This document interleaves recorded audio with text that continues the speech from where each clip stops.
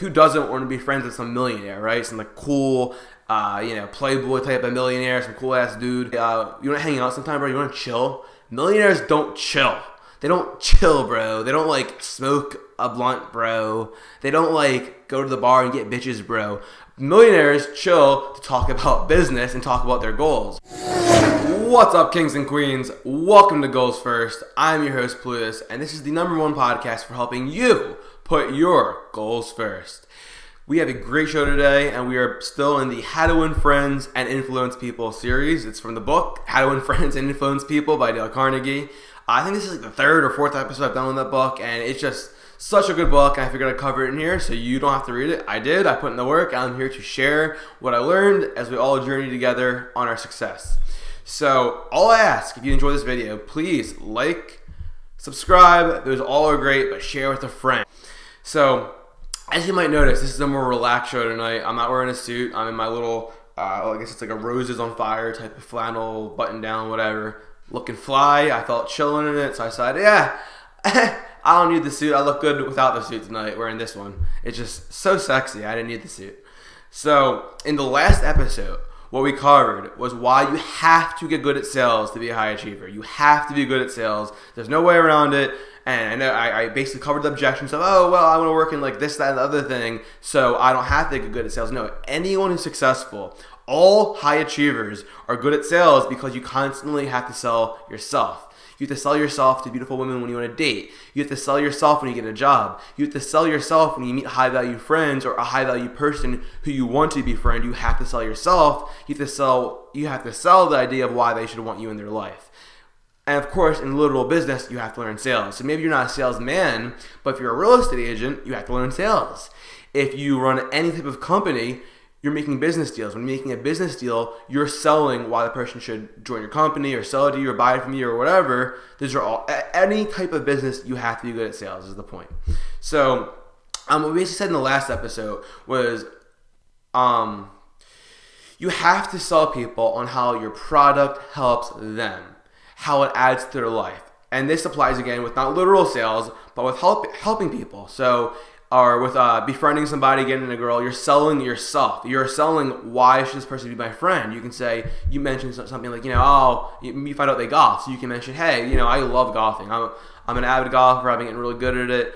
You mentioned something that makes you sound high value, makes you sound interesting, makes you sound like someone they want to associate with or they benefit from the friendship. So you are selling yourself as to why they should befriend you. Let's say you meet a 10 out of 10, gorgeous blonde, blue eyes, scrumptious, big, beautiful eyes. What do you think I was going to say, you dirty bastards? You got to sell yourself to her as to why she should go on a date with you. Tell you what doesn't work. You walk up to a girl and you say, me, you, date, right? You're not a caveman. You got to sell the idea. We're not cavemen here. And I said this last time too. If someone wanted to buy what you're selling, again, whether that's a literal product or yourself, or your friendship, or a date, they would already be seeking it out. They would already have bought the product if they wanted it.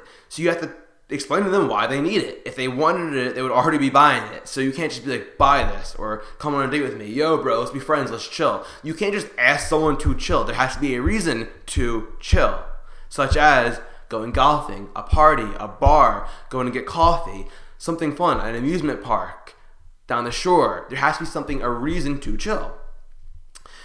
You want to be enthusiastic and the center of attention. This is a big one. This is such a big one. Have you ever noticed at a party when someone comes in, like everyone notices them, they're like, hey, saying hi to everyone there. We've all seen someone at a party, or maybe you don't party, you go to bars, or you've had the experience. You have had the experience where someone came in a room and the energy, everyone is gravitating towards that one person's energy, almost like they were famous. And the person was saying hi to everybody.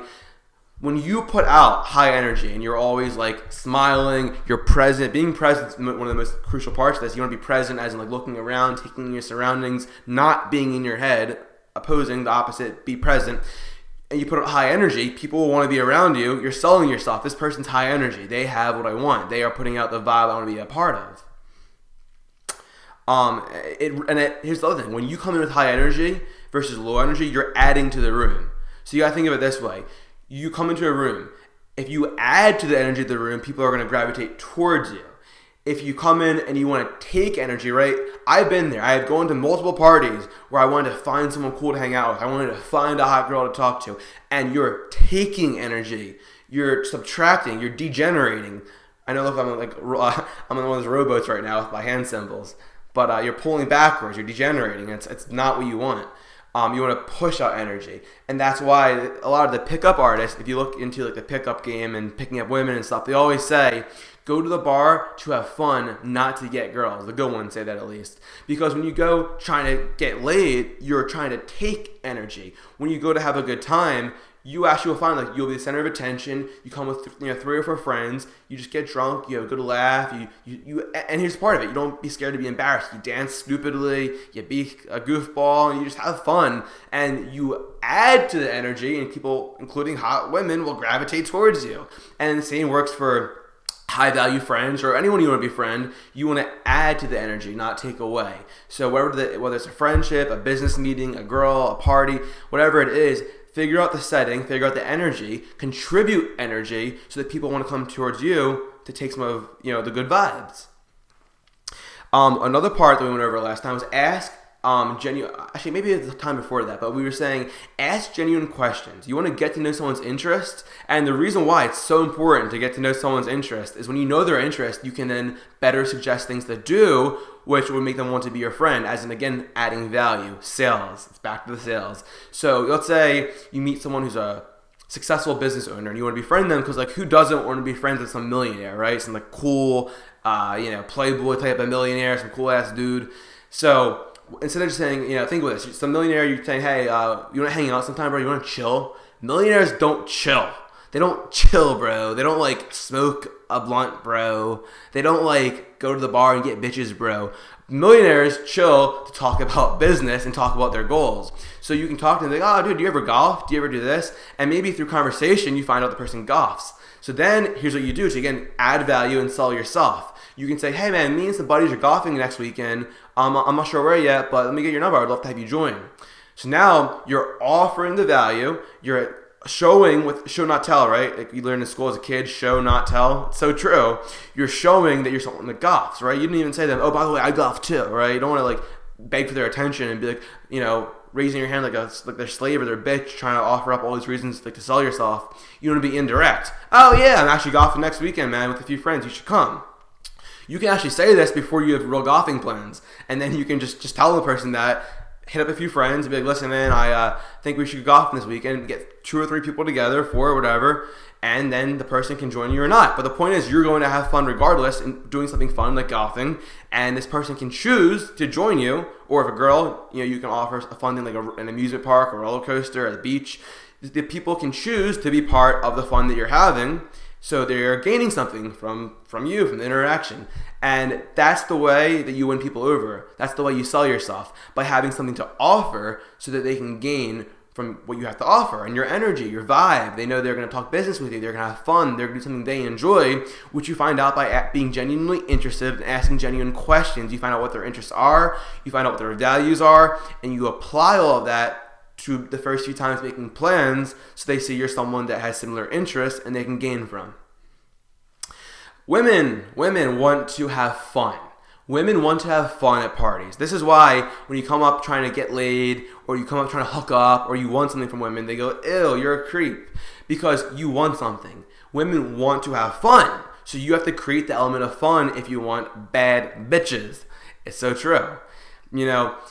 Test it out. Go to a club and try walking up to a girl and be like, hey, can I join you guys and drink? And also try saying, hey, you guys should come join me and my friends over there. We're having a crazy time. We're dancing like a bunch of retards, right? Something fucking outlandish. We're dancing like a bunch of retards over there. Come join the girls first and be like, oh my God, you said the R word. You said the R word, either that. And then you can laugh at it and she'll probably, either be offended or she'll be like, okay, this guy's like an alpha male. He says he's not scared to like be offensive. But that was a gross exaggeration. I probably don't actually do that. But the point is, you go test out. Oh my God, I know. Someone's gonna like reshare this video and be like, he said retard. Oh my God, you can't say that word anymore. It's like it's gone from the English language. The fucking language police came along. They went in the dictionary. They took scissors and they cut it out and they said, right? That's probably what happened. All right, anyway.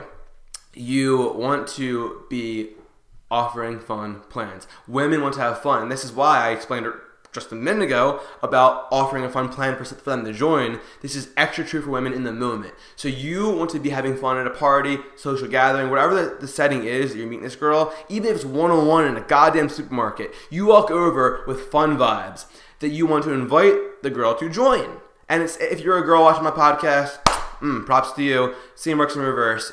You have fun vibes, you're doing fun things, and you want the other person to join you. That's really what it comes down to, whether it's in the moment with your energy, or if you're in a setting like a bar where you have friends with you and you guys can be doing stupid fun things that people can join. It's all about having fun and not taking away fun. Women just want to have fun. They want to go with the funnest experience. Most women would probably admit this. Some will be like, no, they'll deny it and have some weird justification. But the good ones, hey, they're honest. They like to have fun. I like to have fun. So offer fun, and you'll be pulling baddies like Jordan Belfort. Another huge thing in being really good with people, winning people over, winning friends, influencing people, is get really good at seeing people's points of view. There was I forget the exact quote, but there's this poem in an old magazine, old newspaper, said this guy, John, was driving down the highway and he had the right of way. He was right, dead right, as he saw traffic coming the other way. Jack went through, whatever his name was, he went through the light because he had the right of way, and now he is dead, as if he was wrong. And I butchered that rhyme. But the point of the story is that sometimes being right's not worth it, and you want to see the other person's point of view, even if you don't agree with it. It's not worth making people hate you to be right. It's not worth it. Don't try to prove you're right. I have been the guiltiest party of this ever, making people hate me because I wanted to show I was right, and I would argue until I was proven right, and then they never want to see me again. So it doesn't matter if you're right, dead right, and you had the right of way, because sometimes you end up hit by a car and smashed. Not worth it. So be willing to see other people's point of view and at least acknowledge and understand it. So what I do a lot when I disagree, especially politics, I have very strong political views, but I'll usually start out with a disagreement by asking the person, why do you feel that way? What would you like to see happen? Why do you think that? And from what they say, I'm asking it's not bullshit questions. I'm asking real questions based on the information they're feeding me. Like, hey, what does this mean to you? Why do you say that? And I try to understand their point of view, even if I don't agree with it. And I don't have to explain why I'm right all the time. This has been a struggle for me, a huge struggle. But I do now more and more try to just shut up and let them be right, or just be inquisitive of their point of view, which actually benefits me. It will benefit you to know others' points of view, because then you get where they're coming from and you can see their framing better, which will actually help you befriend them or do whatever your goals are better, because you understand their frame of where they're coming from, why they think what they think. When someone has a thought or says a notion or does something, it will help you drastically know why they're doing it, and you can just ask what their motive is, and they will tell you most of the time. So be very open to learning people's points of view and being inquisitive to just asking questions. Lastly, don't think someone is too cool or too hot, whether it's a rich guy or a girl you want to take on a date. One of the biggest fuck ups I see of people that some of my friends, people I mentor, stuff like that, is they feel like, oh, that person's out of my league. And I'm talking about picking up women as well as you're at a bar, you're at a business meeting, you're at a college party, or you're around someone who's really high value, some really cool dude. I spoke to this a few minutes ago, a millionaire. You can talk to them. Don't think anyone's too high value for you to attempt this with. One of the biggest mistakes is thinking they're too hot, they're too out of my league. Even if that's true, let's say you want to befriend someone, they're a millionaire, and they're probably not going to want to be your friend, or you want to go ask the hottest girl in the bar out to come talk with you or dance with you, date, whatever. The worst that can happen is they will say no. No one's going to attack you. They're not going to gouge your eyes out. It's not going to turn into the kid that fell in Harambe's exhibit. Remember that, when the kid fell in Harambe and the girl was dragging him around? Woo! He was like a flag. The kid was like a flag, The hot girl's not going to pick you up by the ankle and swing you around like a flag because you asked them out, or the high value millionaire you try to become his friend. The worst they'll do is, honestly, the worst is probably they'll say fuck off. Again, you're not going to become a flag like Harambe did to that poor kid. But rest in peace, Harambe. They did not have to shoot him. Yeah, no, that didn't have to happen. Here's another great tip for keeping friends. And this keeps friends, and it teaches your friends that you're their best friend. You're the best one. Make a list of everyone who's important to you, or who you would wish to look at you as an important friend. Make a list of everyone who's currently important and who you wish would view you as important because you want to be closer to them. Put all these people's birthdays into your calendar, okay? Your phone count, wherever you actually look at your calendar. If you don't have one, you're fucking up. Go make a Google Calendar right now. Pause this and go make one. But listen, put them in your calendar, all of the birthdays of people that are important to you. I did this recently. I did this very recently. And either a few days before their birthday, actually screw that. On their birthday, you have in your calendar, be that first one to call them at midnight, the night, where it's like the night prior, but it's like the day of, technically. Hit them up at midnight with a text or a call, or if you're an early sleeper, it's fine, do it the next day. But be that person that always goes out of their way to call and give a genuine birthday wish to people. It means a lot. And if they don't answer the call, it's fine to do a text. But calls are better because it's more personable. It's more real. It's more in touch. There's more of a connection there. There's more of a reception. Like, wow, think about how good it would feel if a bunch of people would always hit you up on your birthday, call you, and say, hey, man, you're a great dude. Happy birthday. It means so much to them. So don't underlook it. It means so much. Put everyone who's important to you's birthdays in your calendar and be the first one and the most over-the-top one to give them a great birthday wish every year. And another thing you can do to get better stuff, I talked about this not in the last episode, I think it was like 2 episodes ago, is something called cashier smiles. Cashier smiles is something I created, and it's a tactic to get really good with people. Especially with getting good at women. So try to go shopping more at supermarkets. When you go to the supermarket, or truthfully any store, find the hottest cashier. Get in her line and make her smile. Make it a new thing in your life when you go to the store. And guess what? I know you're gonna, most of the time, I know this is my experience, most cashiers are not that hot. So if there's no hot cashiers, don't not do it. Find a female cashier. Get used to making female cashiers smile and laugh. And you can talk to them. They want to hear about your day, Be like, hey, how's your day going? You can say something crazy, like, oh, I saw like a fat lady slip on a jar of mayonnaise back on aisle 3. You can make something funny up, or you can still tell them something actually interesting that happened in your day, like, Instacart. I do Instacart sometimes for Side Money, which is a driving app where you get groceries. And I'll tell the cashiers, I'll be like, I had this one customer today that made me come in their house, and they freaked out at me for not wearing a mask. Like, if you tell them something interesting or funny that happened during your day, people usually are pretty receptive to that because they enjoy like hearing about things. Cashiers are so bored because all day it's so repetitive. Hey, how are you? I'm good. How are you? Good. And then it's like awkward silence for 20 minutes while like check that person out. Cashiers are waiting for someone who's not going to be awkward silence and who will actually talk to them and conversate and ask them how their day is. Ask them what's it like working here. I will often ask them, like, do you get a lot of the Instacart workers now? What percent is it? Like, that part of it is you have to learn to be creative and find things to talk about. That's part of the concept. Like, don't just use my examples. You have to get creative, look at the given situation, look at the given person. Maybe she's young, maybe she's old, maybe she's hot, maybe she's not. And you figure out something to say. And you make it relevant. You ask questions, you talk about yourself. And when you get really good at making cashiers smile, you'll find, lo and behold, you can do that in bars. You can do this to new friends. You can use that skill anywhere. You can use that skill in sales. Another thing that I want to cover today, I think it's the last thing we're going to cover, is tone. I'm going to take a sip of this Spindrift Lime Seltzer. I highly recommend these, by the way. If you still drink soda, start drinking lime seltzer. Today we're sponsored by Costco brand seltzer. Just kidding. Costco would probably be so offended at half the things I say. So, tonality. Tonality is one of those things you do have to practice along with sales. It coincides with this whole episode. In fact, tonality is probably the most important part of this whole episode. So one thing I learned this actually initially from Miley Cyrus on the Joe Rogan podcast. Miley Cyrus's voice has changed completely since she was the little innocent Disney star. Now she has like a rough voice, like a tomboy. I can't even impersonate it, but she has like a rough tomboy voice now. And she was saying that your voice is actually shaped by your reality and by your experiences. And at first, kind of like, that doesn't really make sense. But I thought about it, and I really thought about it. I started listening to my friends. And I started to notice, and also with the whole pickup guys, self-help gurus, all that shit. Everyone talks about tonality. Sales guys, Jordan Belfort.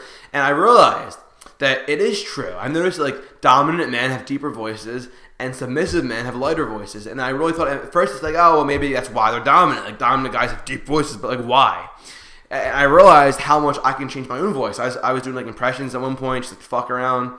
And I want you guys just to hear the difference here. I'm going to talk in the voice I used to talk in versus, which is I used to almost squeeze my neck versus talking from, right now I'm talking from my belly and chest area. Bottom of the chest to the belly, but hold on. So you hear the difference here? This sounds a lot less confident. I sound more nasally. It's coming through my nose. And you got to be mindful if you're talking through your nose. This sounds much worse, doesn't it? Versus coming from my stomach. So tonality works with energy, with enthusiasm. So think about this. When you're enthusiastic, there's a tone to it, right? And Jordan Belfort gave this example, I think it was Jordan Belfort, of saying hello when you're doing a sales call, right? So you can do hello, I am Jimmy. How can hello, I'm Jimmy. We're selling this product. Versus, hello, hey, how are you? Let's just go with that. Let's go with, hey, how are you? Hey, how are you? Hey, how are you? Hey, how are you? There we go. I nailed it that time. Hey, how are you? You hear in my voice how there's a question to it? The tonality of, hey, how are you? Sounds like me and this person have been friends for years. I'm checking in, hey, how are you? Because that's how a friend does it. A friend's tone is different from a random sales call, the tone of that person. Or someone who's mad, someone who's sad, someone who's mad. Hey, how are you? Hey, how are you? Sad, maybe horny. Hey, how are you? Right? There's so many tones you can use for the same phrase. So be super mindful of your tonality and talk upwards. You hear right now how my sentences end upwards. Think of it like a J, right? So it goes, and it shoots up at the end. Hey, how are you? Oh, I'm so good. It was great to meet you.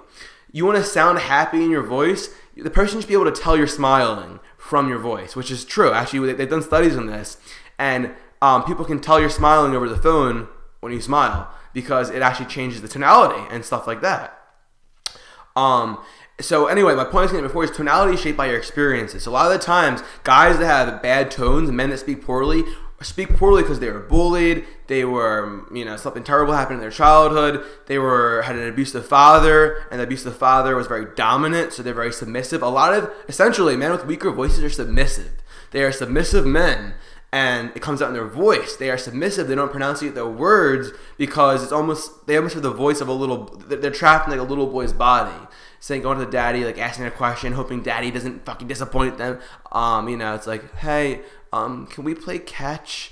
And then now you as an adult have that voice talking to women. Hey, would you want to go on a date? You sound like that same little boy asking to play a catch. And I get it. I know. It's all fucking sad and tears and whatever. But guess what?